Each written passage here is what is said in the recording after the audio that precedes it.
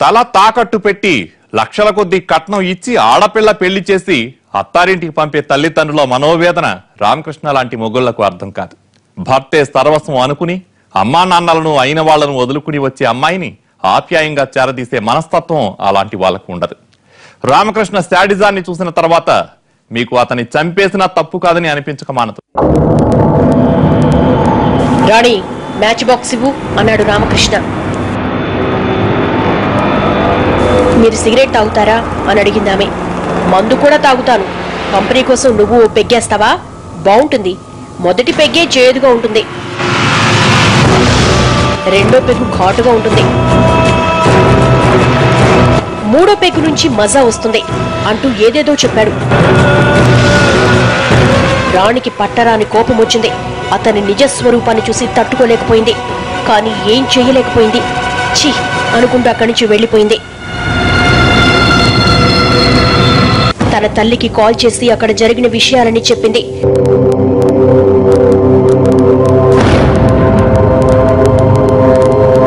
ఆయన మంచివాడు కాదు, కట్న పిశాచి. అంతేకాదు, సిగరెట్ మందు కూడా తాగుతున్నాడు, రోజు తిడుతున్నాడు, కొడుతున్నాడు, అన్ని చెడ్డ అలవాట్లున్నాయమ్మా అంటూ బోరుని ఏడ్చేసింది. అన్నీ విన్న రాణి తల్లి పద్మావతి ఆందోళన చెందుతూనే కూతురికి ధైర్యం చెప్పింది. ఇప్పుడేం చేయగలం, ఎలాగోలా సర్దుకో అని ఫోన్ పెట్టేసింది.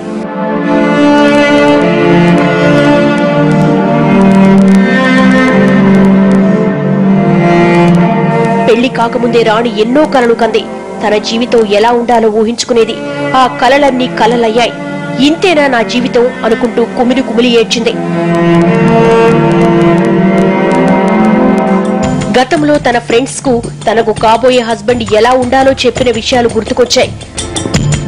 అందరూ ఆడపిల్లలాగే రాణి కూడా సిగరెట్ మద్యం తాగనివాడు, సిగలోకి మల్లెపూలు తెచ్చేవాడు,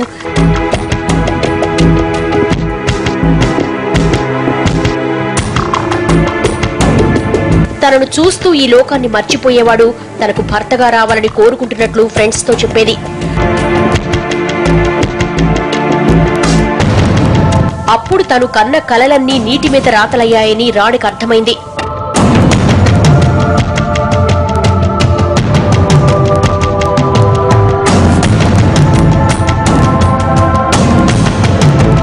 ఓ రోజు తాగొచ్చిన రామకృష్ణ తూలుతూ రాణి వైపు చూస్తూ, ఏంటి డోర్ తెరిచి బయటకు చూస్తున్నావు?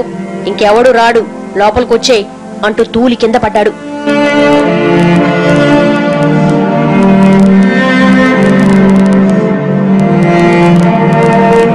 పాపం, రాణి అతన్ని లేపి మంచంపై పడుకోబెట్టింది.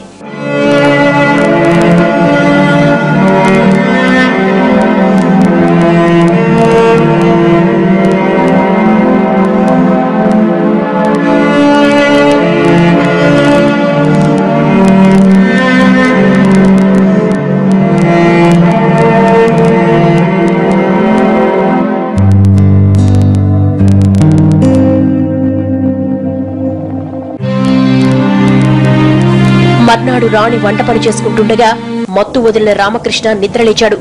రోజులాగే ఆమెను తిట్టడమే పనిగా పెట్టుకున్నాడు.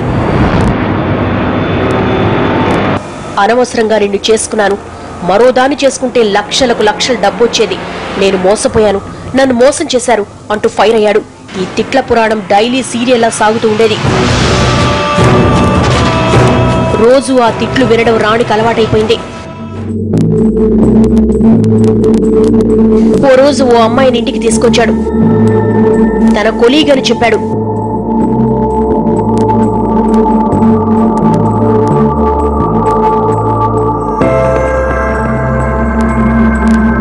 రాత్రైంది.